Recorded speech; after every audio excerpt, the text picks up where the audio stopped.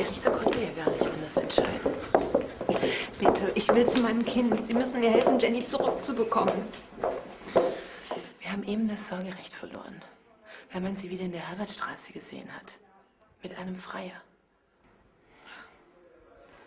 Ohne Jenny hat das doch alles überhaupt keinen Sinn mehr. Jeder weiß, dass Papa dich fickt.